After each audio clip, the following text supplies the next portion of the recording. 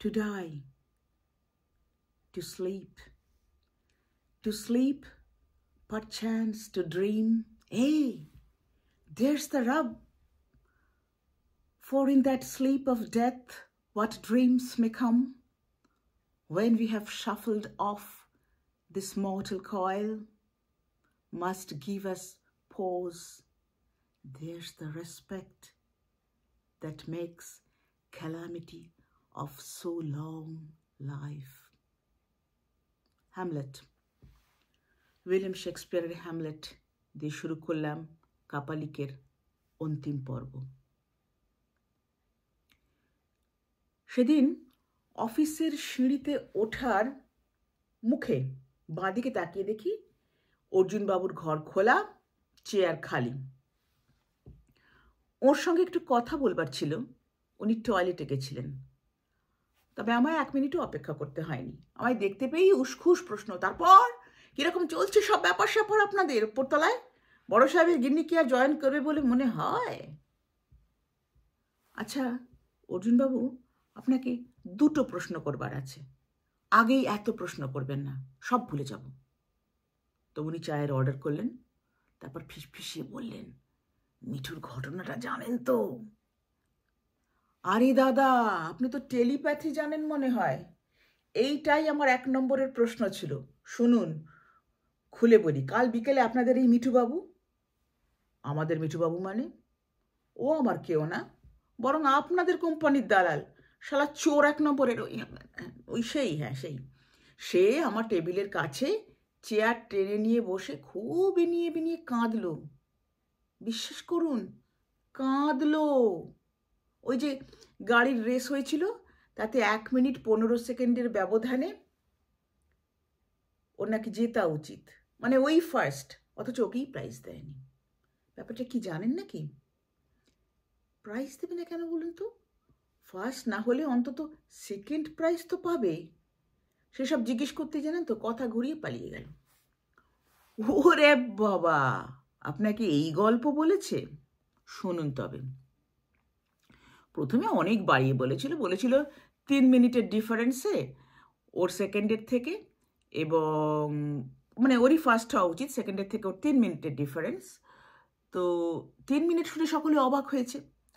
তখন ওটা কমিয়ে এনে এখন 1-1.5 মিনিট বলে বেড়াচ্ছে। আমি অধৈর্য হয়ে উঠি। তাহলে সবটাই মিথ্যে? ও ফার্স্ট সেকেন্ড কিছুই হয়নি বলতে চাচ্ছেন? আহা, অত সোজা না। ও গাড়ি চালিয়ে অনেক পথ ঘাট, মানে যেমন ওদের রুট টুট থাকে আর কি, সেই সব বন বাদার, এই আপনার পাথুরে রাস্তা, সমতল, এইসব ঘুরে টুরে সববার আগেই কিন্তু পৌঁছেছিল। সেটা 3 মিনিট আগে হোক কি 5 মিনিট, মানে ও যখন যেরকম রটিয়ে বেড়াচ্ছে, মানে সেসবের সাক্ষীও আছে। ও রেলা দেখতে গেছিল তো আপনার বড় সাহেব এবং অ্যাকাউন্টেন্ট, হ্যাঁ, যার আগের বউ মিঠুর সঙ্গে ফষ্টি নষ্টি করতে গিয়ে কেস খেয়ে গেল। আগে হ্যাঁ, সেই অ্যাকাউন্টেন্টও মিঠুর গাড়ির রেলাবাজি দেখতে গেছিল। মানে ওরাই তো এই রেসের স্পন্সর। বলেন কি? তো মিঠু এমনি সারা গাড়িতে ডিজাইন করে আপনাদের কোম্পানির নাম এঁকে রেখেছে নাকি? অলরেডি বেশ কয়েক লাখ ঝেঁপেছে তো সাহেবদের ভুজুং ভাজুং দিয়ে। যাই হোক, আসল যেটা নিয়ে বলছিলাম, সবার আগে গাড়ি চালিয়ে পৌঁছলেই কিন্তু ফার্স্ট হওয়া যায় না। কেন? ও কি ফাঁকি দিয়ে শর্টকাট রাস্তা দিয়ে গিয়ে, মানে সেই ওই যে আপনাদের আমির খানের জো জিতা ওহি সিকান্দার সিনেমায় সাইকেল রেসে এরকম একটা ছিল না, সেরকম ব্যাপার? আরে বাদ দিন তো ওসব না। এ হচ্ছে ধর্মের কল বাতাসে নড়ে। খেলা যখন শেষ তখন ওরা চেক করে দেখলো যে ব্যাটা মিঠুর গাড়িটাই জালি, এবং তৎক্ষণাৎ ডিসকোয়ালিফাইড। ওকে তো ঘাড় ধাক্কা দিয়ে বের করে দিয়েছে, জানেন না? অর্জুনবাবু জানালেন যে যার যেরকম ব্র্যান্ডের গাড়ি সেরকম জানিয়েই প্রতিযোগিতায় অংশ নেবার কথা। স্পোর্টস কার হলে কিন্তু চলবে না, কি তারও একটা কি বিশেষ ক্যাটেগরি আছে। কিন্তু মিঠুবাবু এই গাড়ির পার্টস ভেতর থেকে খুলে বের করে নিয়ে অন্য গাড়ির পার্টস লাগিয়ে গাড়িটাকে এমন করে তুলেছিল যেটা এই প্রতিযোগিতার নিয়ম বহির্ভূত। আয়োজকরা সম্ভবত আগে থেকেই খবর পেয়েছিল বা সন্দেহ করেছিল, বা তাদের সন্দেহ হয়েছিল। তখন তারা চেক করে দেখে যে পার্টস মূল গাড়ির নয়, তাই ডিসকোয়ালিফাইড করে দিয়েছে। তো মিঠুবাবুর জব্দ হবার খবরে তো আমরা সবাই খুশি। মানে একেই বোধহয় বলে শার্ডেন ফ্রয়েডে। শব্দটা জার্মান থেকে ধার করা, মানে অন্যের দুঃখ পেয়ে আনন্দ পাওয়া, যাকে বলে আর কি। তো কথায় কথায় আমার দ্বিতীয় প্রশ্নটা করবার কথাই আমি ভুলে যাই। এদিকে সাহেবরা সব এসে গেছে। তারা সিঁড়িতে ওঠার আগে ঘাড় ঘুরিয়ে ঘুরিয়ে দেখে নিচ্ছে যে আমি অর্জুনবাবুর ঘরে বসে আড্ডায় ব্যস্ত। উঠবার জন্য তেমন গাও করছি না, সেটা ওরা লক্ষ্য করে। আজ ওরা আগে ঢুকুক, আমি পরে যাব। আজ অবধি কোনোদিনও তো দেরি করে অফিসে আমি আসিনি, একদিনের তরেও ছুটি নিইনি। আজ 5 মাসের ওপর হয়ে গেল কাজ করছি। মে, জুন, জুলাই, আগস্ট, সেপ্টেম্বর, এখন তো অক্টোবর। জল, ঝড়, রোদ, বৃষ্টি মাথায় করে আমি রোজ এসেছি।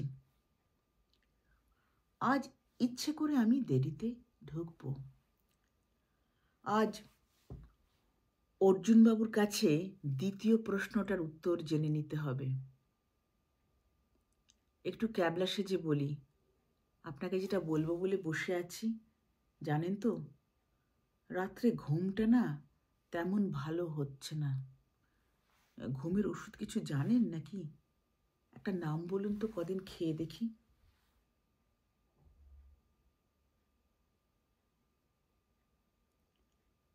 অর্জুনবাবু গম্ভীর হয়ে যান। ঘুমের ওষুধ কি একটা বাজারে? তবে ওসবের অভ্যেস না করাই ভালো। কেন, ঘুম কেন হচ্ছে না আপনার? হজমের গন্ডগোল নাকি প্রেশার টেশারের গোলমাল? বেশি চিন্তা টিন্তা করেন নাকি? আমার ওয়াইফ ঘুমের ওষুধ ধরেছিল কয়েক বছর আগে, এখন নেশায় দাঁড়িয়ে গেছে। ওটা না খেলে ঘুমই হবে না।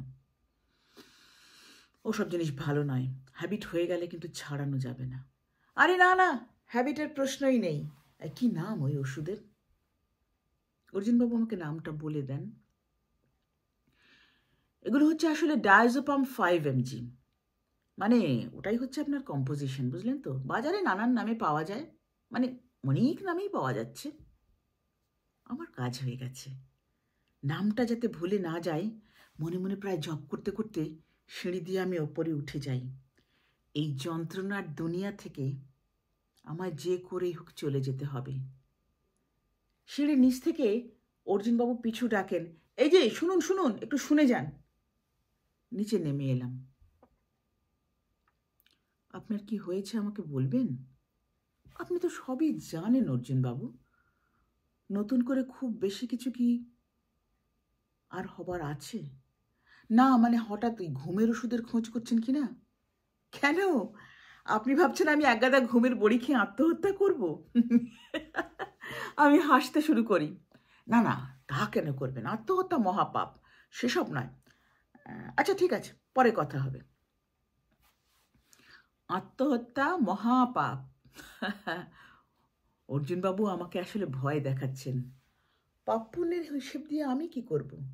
যে করে হোক ওই ওষুধ জোগাড় করতে হবে, যতদিন লাগে। এই দুনিয়ায় আর নয়। মহাপাপ করলে নরকে গিয়ে থাকতে হবে।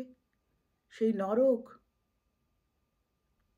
সে কি বর্তমান অবস্থার থেকে খারাপ? আরো খারাপ? হোক, হোক খারাপ। লোকে জানে পুণ্য করলে স্বর্গবাস, পাপ করলে নরকবাস, অতৃপ্ত আত্মা, এটসেট্রা এটসেট্রা এটসেট্রা। ওরা স্বর্গ নরকে সব ঘুরে দেখে এসেছে। এসব এর নাম জীবন? এর চেয়ে মরে যাওয়া ঢের ভালো। হ্যাঁ, নামটা যেন ভুলে না যাই। অক্টোবরের 12 তারিখে পড়েছে মহালয়া, শনিবারে। ওই দিন অফিস ছুটি নেই, এমনিতেই যেমন হাফ ছুটি থাকে সেরকম আর কি শনিবারে। তো পুজোর দিনগুলোয় কদিন ছুটি পাওয়া যাবে সেই নিয়ে সুরঞ্জনা ভীষণ উৎসুক। ছুটি কম থাকাই ভালো। ছুটির দিনও কম ভয়ঙ্কর নয় এখানে। মেয়ের স্কুলে যাওয়া অনিয়মিত, মাঝে একটা ছবি আঁকার ক্লাসে ভর্তি করেছিলাম, সেখানেও অনিয়মিত, সব দিন যেতে চায় না। আর রবিবার রবিবার এই আঁকার ক্লাস। এই একই আঁকার স্কুলে আমি ছোটবেলায় ভর্তি হয়েছিলাম, টানা 10 বছর গেছি নিয়মিত। ওখানে মাস্টারমশাই 3 জন, 3জনের মধ্যে 2জনই আমার চেনা, তাদের ছাত্রী ছিলাম। শিল্পী হবার জন্য নয়, মানে শিল্পকে বুঝবার জন্য, শিল্পকে জাস্ট বুঝবার জন্য আমি আঁকা শিখতাম, ওই ক্লাস করতাম। মেয়ের জন্য সেরকমই ভেবে রেখেছিলাম, তাই খুব বেশি নিয়মিত হবার তাড়া আমাদের ছিল না। আরও জানতাম যে ছুটির দিন হলেই তো কিছু একটা করবার থাকে সেই সব দিনে, তবু নানা বাধা আসে, ড্রাইভিং শেখার মতো আমার অনিয়মিত হয়ে যায়। মহালয়ার আগের দিন মিশাকে গিয়ে বললাম, জানিস আমি ঠিক করে ফেলেছি যে মরে যাব, আত্মহত্যাই একমাত্র পথ আমার সামনে। মিশার মুখ আনন্দে উজ্জ্বল হয়ে ওঠে, কিন্তু সে হাসে না, সে সিরিয়াস হয়ে বলে, খুব ভালো সিদ্ধান্ত নিয়েছ। এটাই আমি তোমাকে গোড়া থেকে বারবার বলে এসেছি। জানো, আমি সোজাসুজি কথা বলায় বিশ্বাসী। সামনে একরকম বলবো আর পেছনে অন্যরকম ভাববো, সেরকম লোক আমি নই। তোমার জীবনে কিচ্ছু নেই ভবিষ্যৎ বলতে যা বোঝায়, তুমি জানো নিজেও। আজ বারিশ ধরো, তোমাকে নানা রকমের প্রস্তাব দিচ্ছে, আমি তো দেখছি, জানছি, আমি সবই জানি। অন্য অনেকেই এরকম করবে তোমার সঙ্গে, কেন জানো? এটাই হচ্ছে নিয়ম। এখন তুমি যদি তাদের সঙ্গে যেতে চাও, যাবে, গেলেও কোনো ভবিষ্যৎ নেই তোমার, না গেলেও নেই। তুমি মরে গেলে কারও ক্ষতি হবে না এই পৃথিবীতে, কেউ দুঃখ পাবে না, একটা প্রাণীও কাঁদবে না, শোক করবে না। অর্থাৎ বুঝতে পারছো তো, এই পৃথিবীতে তুমি একটা অতিরিক্ত, এক্সট্রা। তোমার থাকা বা না থাকায় কারো কিছু এসে যায় না, এসে যাবেও না। আমি চুপচাপ ওর কথাগুলো শুনলাম। কেমন যেন মনে হতে লাগলো ও তন্ত্রতন্ত্র শিখেছে। মেয়েদের বেসিক্যালি খুবই ঘৃণা করে, জাতিভেদের শিক্ষা ওর রন্ধ্রে রন্ধ্রে। কিন্তু আর যাই হোক, আমার ভবিষ্যৎ সম্পর্কে যে কথাগুলো ও বলছে, সেগুলো শুনতে তেমন মিষ্টি না হলেও তেমন ভুল তো শোনাচ্ছে না। মিশা আমার কাছে জানতে চাইল, তাহলে কোন পদ্ধতিতে মরতে চাও তুমি? বিষ খাবো। বিষ? সে তো খুব পেইনফুল হবে। না না, বিষ নয়, বিষ নয়, ঘুমের ওষুধ, হাই ডোজ। হ্যাঁ, সেই ভালো। সব ব্যবস্থা করা হয়ে গেছে। দেখো, লোক জানাজানি যেন না হয়, তাহলে কিন্তু সব ভণ্ডুল হয়ে যাবে। তা কোথায় গিয়ে মরবে ঠিক করেছো? না, জায়গা তো কিছু ঠিক করিনি, ভাবছি। জায়গা এখনো আমার কিছুই ঠিক করা হয়নি। সে কি, জায়গাটাই তো সবচেয়ে জরুরি। শোনো, আমি বলে দিচ্ছি তুমি এখন কি করবে। অফিস ছুটির পরে তুমি এই শহর থেকে দূরে কোথাও চলে যাবে। সেখানে গিয়ে একটা হোটেলে ঘর ভাড়া নিয়ে নেবে, ধরো 1-2 জন্য। ওই ঘরেই তুমি মরে থাকবে, কেউ জানতেও পারবে না। আর যদি বাড়ি গিয়ে মরো, তবে তোমার ঘুম দেখেই লোকে ডাক্তার ডাকবে, তোমাকে বাঁচিয়ে দেবে। আমি ওখান থেকে সরে যাই। একা একটা মেয়েকে ঘর ভাড়া দেয় এমন কোনো হোটেল আছে নাকি এই দেশে? মিশা এত জানে আর এইটুকু জানে না। আমার বোন ডাক্তার, সে যখন এসেছিল এই বাড়িতে, তার কাছে চাইছিলাম আমি ঘুমের ওষুধের প্রেসক্রিপশন। সে 5টা লিখে দিয়েছিল। তার অজান্তেই তার কাছ থেকে নিয়ে নিলাম বেশ কয়েকটা প্রেসক্রিপশন লিখবার পাতা। এখন সময় বুঝে 20টা করে গোটা 6 প্রেসক্রিপশন আমি নিজেই বানিয়ে নিতে পারবো। সে চলে গেলে সেই প্রেসক্রিপশনকেই মানে 5কে 15 করে, মানে প্রেসক্রিপশনে 5 লিখেছিল, 5কে 15 করে নিয়ে মেয়ের সঙ্গে চলেছিলাম আমি ওষুধ কিনতে ওষুধের দোকানে। সে তো আর এমনি এমনি তখন বেড়াতে যেতে চাইছে না আমার সঙ্গে, কিন্তু এই প্রথম ওষুধের দোকানে যেতে আমার দ্বিধা হচ্ছে, যদি তারা বুঝে ফেলে। তাই আমি একা যেতে চাচ্ছি না। তাকে অনেক চুইংগাম কিনে দেব, সেই কথা দিয়েছি, কিনেও দিলাম। অনেক অনেক চকলেটস এবং আমার জন্য 15টা বড়ি। সেদিন অফিস থেকে ফেরার সময় আমার বাসে উঠতে ইচ্ছেই হয়নি। সবাই চলে যাবার পরে নিচে নেমেছিলাম। কেন জানি না, একটা গাড়িও তখনও ছিল না নিচে। না না, একটা গাড়ি ছিল। কোনো সাহেব হয়তো আগে চলে গিয়েছে, তাকে পৌঁছিয়ে গাড়ি ফিরে এসেছে। চন্দ্রশেখর দাই ছিল তখন ড্রাইভারের সিটে। বলল, আপনাকে একটু এগিয়ে দিই। দিন। আমি পেছনে বসি না, সামনেই বসি, যদি তা ফাঁকা থাকে। ফার্ন রোডের কাজটা এসে আমি গাড়ি ছেড়ে দিয়েছিলাম, বাকিটুকু আমি হেঁটেই যাই। মোটামুটি ভেবে রাখাই ছিল যে পুজোর আগেই আমাকে চলে যেতে হবে। খুব ভালো হয় যদি মহালয়ার দিনেই কাজটা হয়ে যায়, এবং সব ব্যবস্থা অদ্ভুতভাবে হয়ে গেল। প্রেসক্রিপশনের কাগজ থেকে শুরু করে প্রথম দফার ওষুধ কেনা সব নির্বিঘ্নে। আর আমি বাইরের পোশাক বদলাইনি সে রাতে। যে জামা পরে আমি অফিস করেছি, ঘুরেছি, সেই জামা পরেই আমি ঘুমিয়ে পড়লাম। একটা পুরনো ভ্যানিটি ব্যাগ তৈরি রাখলাম পরের দিনের জন্য, সেই ভ্যানিটি ব্যাগটা, যেটা পোড়ামাটি রঙের। ডাক্তার সেজে ওষুধ কিনব, একটা ভ্যানিটি ব্যাগ না রাখলে কি চলে? মহালয়ার দিনে আর পোশাক বদলাইনি, যা পরেছিলাম তা পরেই যত তাড়াতাড়ি সম্ভব তৈরি হয়ে আমি বেরিয়ে পড়লাম। যাবার আগে বাড়িতে বলে গেলাম যে অফিসের কাজে কদিনের জন্য আমি বাইরে যাচ্ছি। কেউ জিজ্ঞাসা করেনি যে কোনো জিনিসপত্র ছাড়াই কেমন করে কদিন চলবে আমার। এই বলে দেওয়াটুকু হচ্ছে মানে জানিয়ে দেওয়াটুকু, সেই জন্য যাতে মানে রাতে না ফিরলে যে জানে যে আমি ফিরবো না। চিন্তা বা দুশ্চিন্তার কোনো প্রশ্ন ওঠে না এই পরিবেশে, এবং সে জিনিস কোনোদিনও হয়েছে বলে অন্তত আমার স্মৃতিতে নেই। আমি অফিসে যাব, আমাদের আজকে হাফ ডে, মানে 1:30-2টোর মধ্যেই সবাই বেরিয়ে যাবে। এই তল্লাটে প্রচুর ওষুধের দোকান, গোটা 6 আমি অনায়াসে পেয়ে যাব।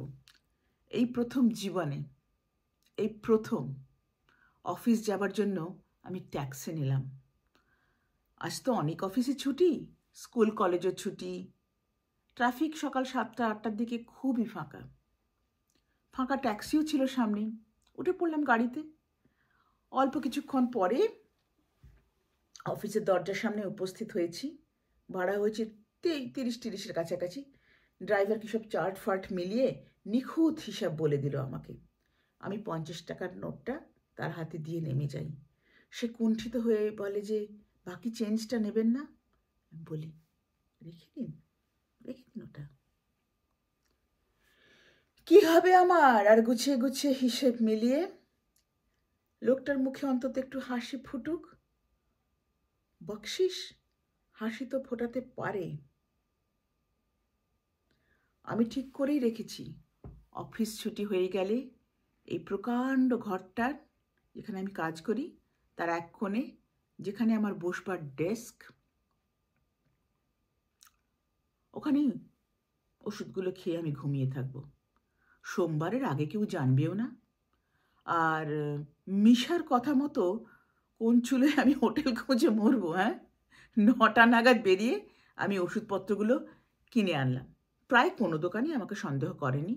ওদের সামনেই খসখস করে প্রবল ব্যক্তিত্ব দেখিয়ে আমি প্রেসক্রিপশন লিখেছি, 1-2টো অতিরিক্ত ওষুধও কিনেছি, বা 1 প্যাকেট চকোলেট সঙ্গে, কোথাও বা একটা দামি সাবান। একটা দোকানে একটু সন্দেহ করছিল, রেজিস্ট্রেশন নম্বরটা লিখতে বললো, খসখস করে বানানো নম্বর মন থেকে লিখে দিয়েছি ওদের সামনেই। একটু খোশ গল্পও করেছি দোকানদারের সঙ্গে, কোন মেডিকেল কলেজ, কি আমাদের প্রফেসর ছিলেন, এইসব।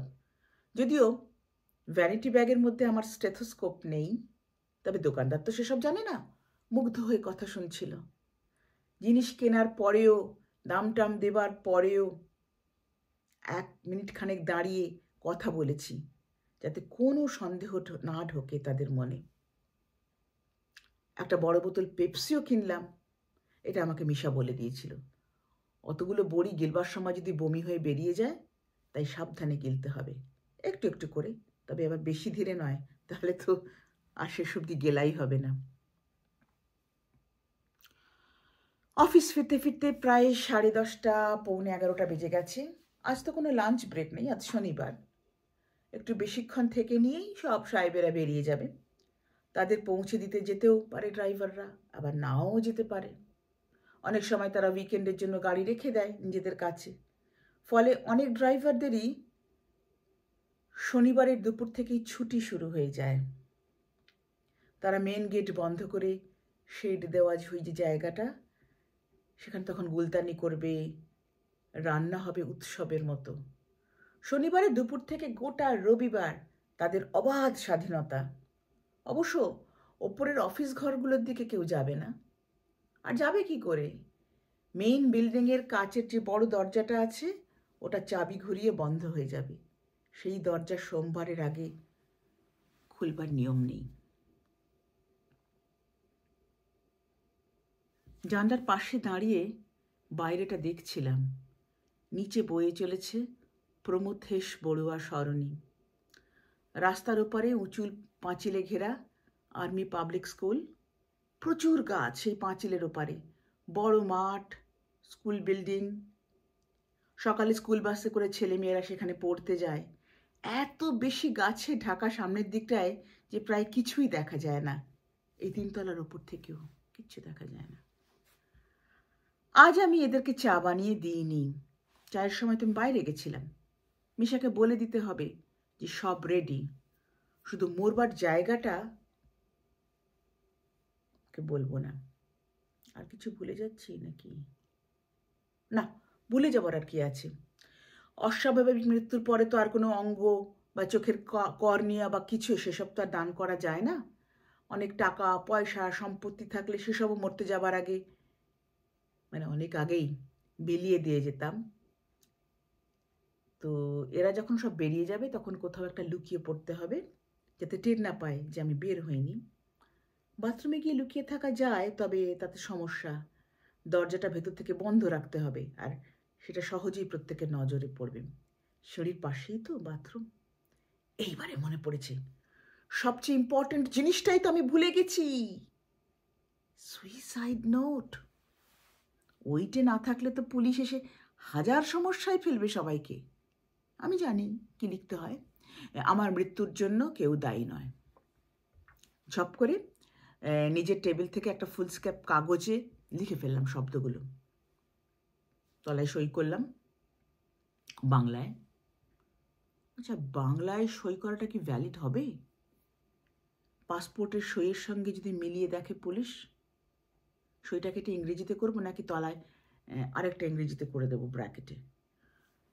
সবচেয়ে ভালো হতো যদি নোটটা ইংরেজিতে লিখতে পারতাম, কিন্তু লজ্জা করে যদি বানানে কি গ্রামারে ভুল হয়। মিঠুবাবুর ইংরেজি নিয়ে এত হাসাহাসি করি, অথচ নিজেও তো আমি বেশ কাঁচা ইংরেজিতে। No one is responsible for my death, এটা হবে নাকি no one should be held responsible for my death? কোনটা ঠিক? দুটোর মধ্যে একটা নির্ঘাত ভুল। ইস, ছিছি, মরবার পরে লোকে আমার সুইসাইড নোট নিয়ে হাসাহাসি করবে শেষে। বাংলাতেই লিখি। এত ছোট নোট এত বড় একটা পাতায় মানাচ্ছে না। ভালো করে গুছিয়ে কিছু একটা লিখি। অনেকদিন তো কিছু লেখাই হয়নি। খুব সুন্দর করে গুছিয়ে একটা চিঠির মতো লিখলাম। সেখানে স্পষ্ট করে বলা আছে কেন চলে যেতে চাইছি, তবে কারোকে দোষারোপ করিনি। লিখেছি যে অন্য জগৎটাতে যাবার জন্য এত তোড়জোড়, সেখানে আমার অনেক প্রিয় মানুষেরা তো আগেই চলে গিয়েছে। হয়তো সেখানে তাদের সঙ্গে আমার দেখা হয়ে যাবে, হয়তো কেন, আমার দৃঢ় বিশ্বাস। এইসব কথা ভাষা টাষা দিয়ে লিখতে লিখতেই গোটা পাতাটা শেষ হতে চলল। নিচে বাংলা এবং ইংরেজি দুটোতেই সই করা রইল। চিঠিটার ভাষা কেমন হয়েছে কারোকে দিয়ে একবার পড়িয়ে নিতে পারলে খুব ভালো হতো। বাংলা জানে হচ্ছে আমাদের মিশা, ওকেই ডেকে পড়তে দিলাম নোটটা। খুব সুন্দর করে গোটা গোটা অক্ষরে আমি লিখেছি, হাতের লেখার জন্য যাতে কোনো সমস্যা না হয় কারো। মিশা চোখ বুলিয়ে নিল একবার। হয়তো সব শব্দের অর্থ ও জানেও না। এই যতই ইন্ডোলজি নিয়ে পাশ করে আসুক না কেন, বা যতই বাংলা জানি বলে জাহির করে বেড়াক না কেন, এটা হচ্ছে আমার মাতৃভাষা। এতে আমার দখল ওর চেয়ে ঢের বেশি। বারবার জিজ্ঞেস করছে, কোথায় যাবে ঠিক করে ফেলেছো তো? আমি ওকে আশ্বাস দিই, হ্যাঁ রে বাবা, সব ঠিক করা আছে, ওষুধ মজুদ আছে, চিঠিও, আর কি চাই। ইউরি আন্দ্রেভিচ, আজ শনিবার, হয়তো সোমবারে আপনার সঙ্গে আর দেখাই হবে না। শুনেছি এবছর পুজোর জন্য ছুটি থাকতে পারে। আপনি তো কলকাতাতেই থাকবেন, তাই না? হ্যাঁ, এখানেই টানা বিশ্রাম নেব। তুমি কি সোমবারে মানে আগামী সপ্তাহে ছুটি নিচ্ছ? সে তো খুব ভালো কথা। হয়তো মরেই যাব, এর মধ্যে কে বলতে পারে বলুন? না না, মরবে কেন? মরবার কথা ভাবার এখন সময়ই না তোমার। আমি নিচে গেলাম, অর্জুনবাবু তো আজ নেই। সুরঞ্জনা বলল, তুই কি এখনই বেরিয়ে যাচ্ছিস নাকি?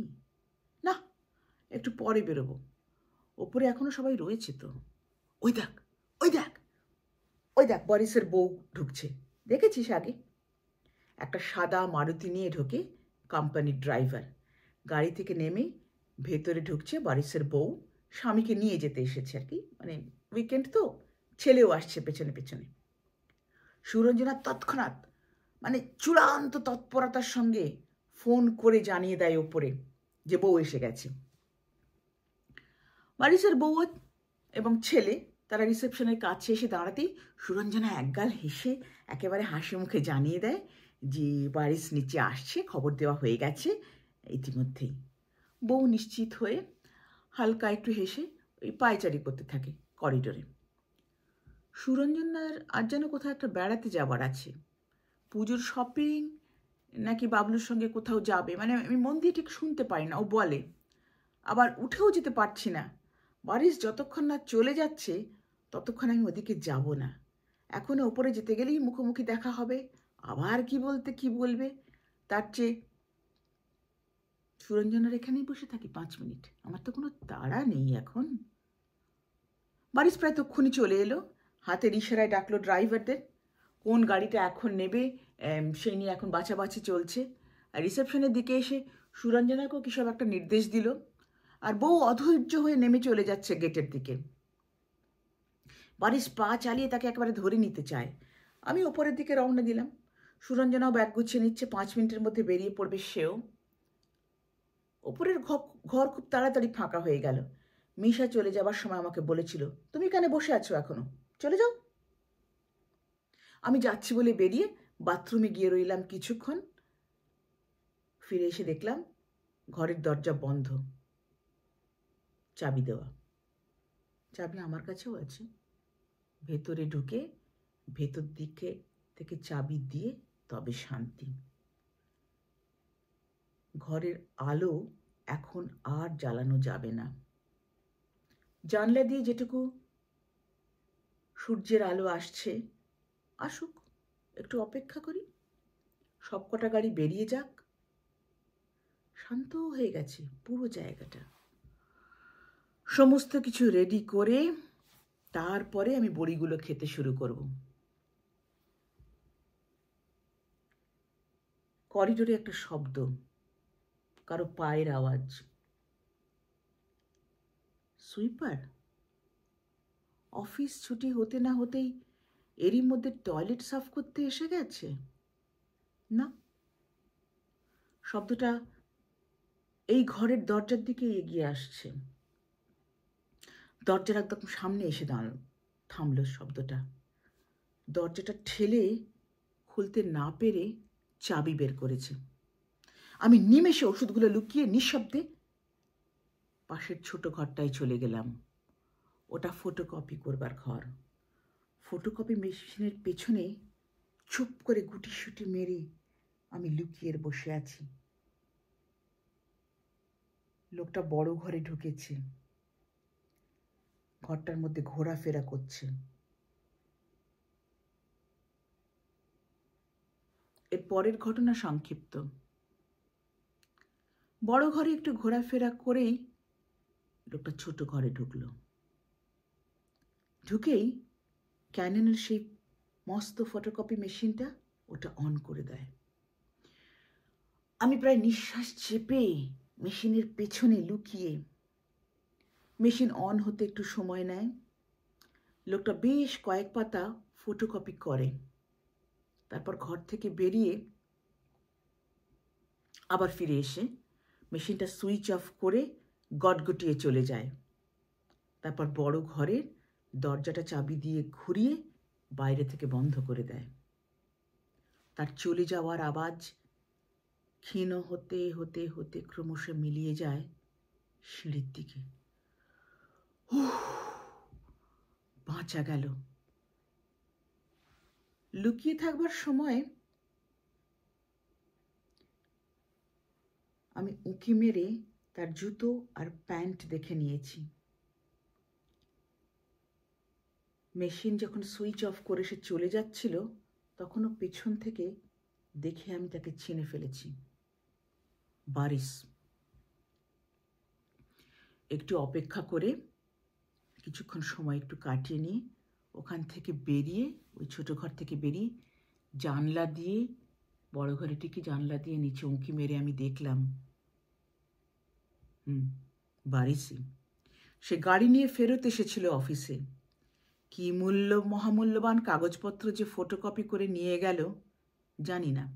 মোট কথা, আর কেউ এখন আসবে না।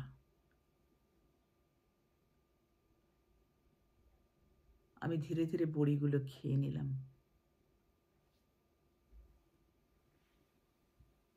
ঝপ করে সন্ধে নেমে আসবার মতো চারিদিক অন্ধকার হয়ে আসছে। কম্পিউটারের কিবোর্ডটা ঠেলে সরিয়ে টেবিলে আমি মাথা রাখলাম।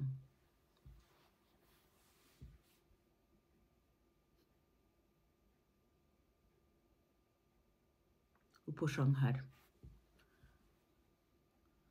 खुदा की कसम मजा आ गया, मुझे मार कर बेशरम खा गया। खा गया? लेकिन अब तो जिंदा है। लेकिन ये जीना भी कोई जीना है लल्लू। আনন্দ বক্সের মিস্টার নটওয়ারওয়াল লাল থেকে এটা আমি লিখলাম। সফল আত্মহত্যা করলে এই কাহিনী তো লেখা বা পাঠ করা সম্ভব হতো না। কিভাবে বাঁচলাম, কে বাঁচলো, কখন বাঁচালো, তা মূল কাহিনীর অংশ নয়, প্রতিপাদ্যও নয়।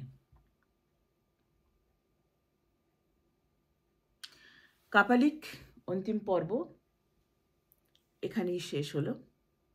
এরপরে মেয়ে মানুষের কথায় আসবে আরো নানান ঘটনা। গল্প নয়, তবে গল্পেরই মতো।